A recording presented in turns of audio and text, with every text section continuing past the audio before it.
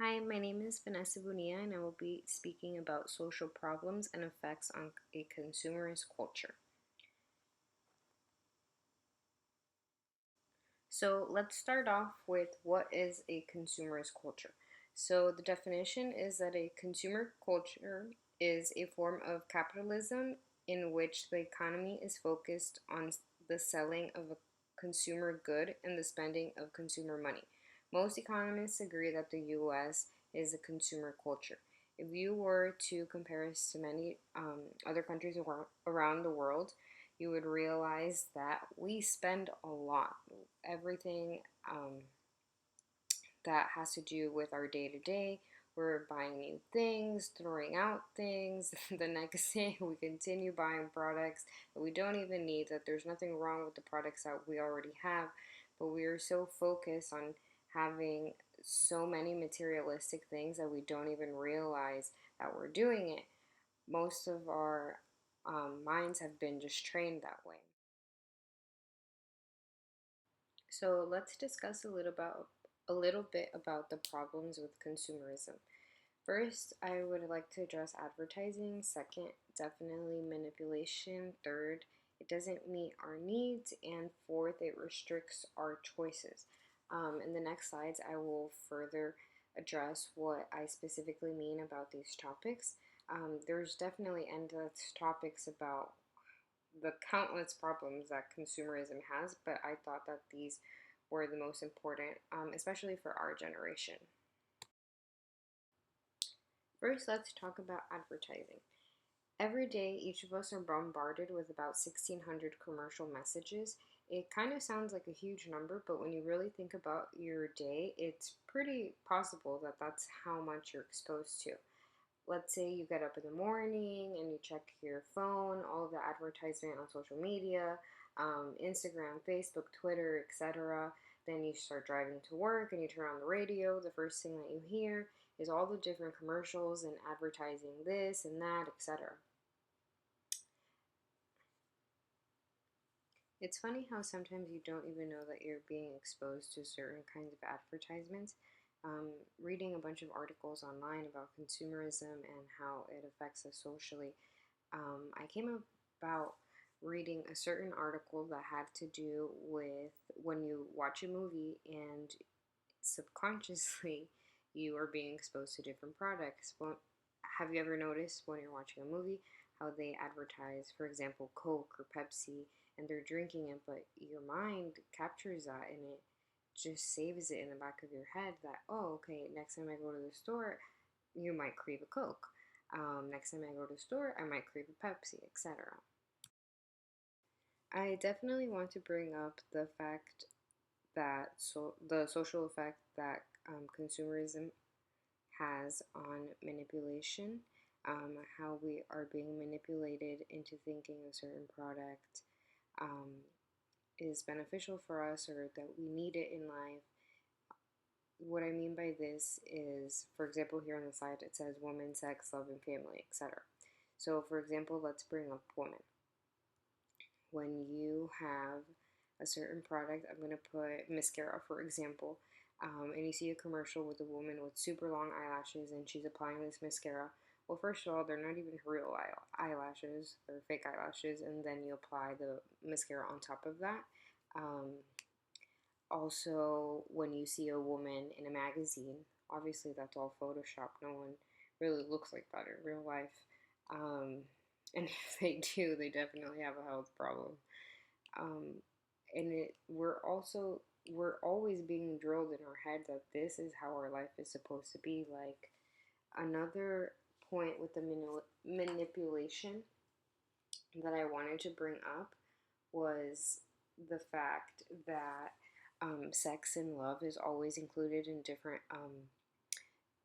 different ways to promoting something. For example, there's definitely perfumes and colognes that you see their ad and campaigns, and it's a couple that they look like they're about to engage in having sex.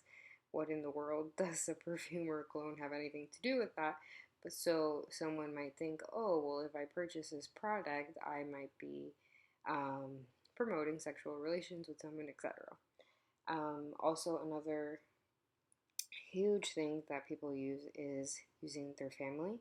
Obviously, everyone wants to create happiness around their family, and if they have um, a product or a lifestyle, etc., promoting this happiness, then someone will obviously want to consume of this product.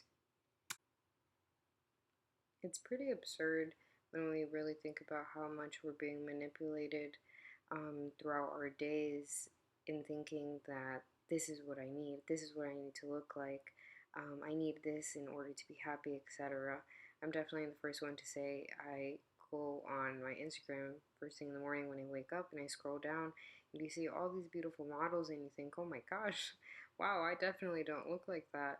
Makes you think that that's what I need to look like in order to be appealing to society, which is definitely just unrealistic, first of all, but that's how media is manipulating us.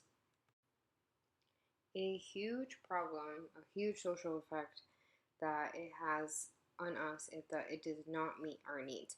What this means is that everything that we're being exposed to, it creates this false happiness, saying that, oh, well, if I have this product, this product, this product, the more materialistic things that I have, the more I consume, that's how I will achieve happiness.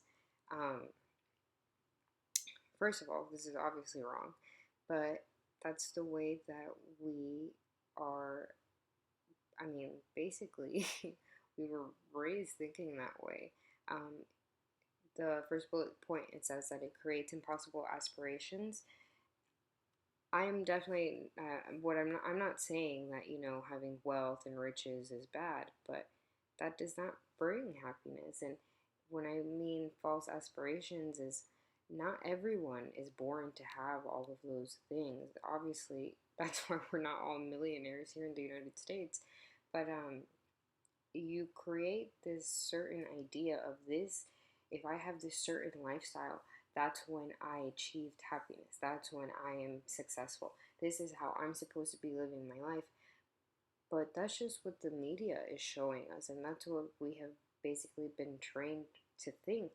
But if you really were to analyze your life and say, and look, I am happy and the things that I have right now, I don't have in abundance, but that is enough happiness in my life as of now. Um, you would think completely different. Another point that I wanted to bring up is that it restricts our choices. What I mean about this is that because we're being influenced daily on how we're supposed to be living our lives, what products we're supposed to use, how we're supposed to keep up to date with so many different things that are going on in life, and if you don't keep up with those things, then you're left behind, and if you're left behind, you don't fit in, etc. It's like this constant move that I need this, I need that. To make my life better, but not only that, but just to fit in with society and keep up with everyone. So, what I mean about restricting our choices is, for example, you go to the store and you say, wow, I have to buy that brand because if I don't buy that brand, then I am not going to fit in. And that's how it restricts our choices. That's just an example of the many different things, how we're being influenced. Also, this affects many people with their self identity and self esteem because it makes us think that we need to be a certain way in order to fit in, like I said in the previous slide, to achieve happiness, etc. So, in conclusion, I definitely want to say that there is not necessarily anything morally wrong in buying and selling things. Obviously, if you go back in Bible times, that's how things still worked back then. I don't think that promoting them in an honest way isn't bad, definitely to a certain extent. But I definitely think that the extreme form of consumerism now dominates the Western world, and it unpleasantly has affected us in so many different ways, and that's why I think we definitely have to be careful in how we are being exposed.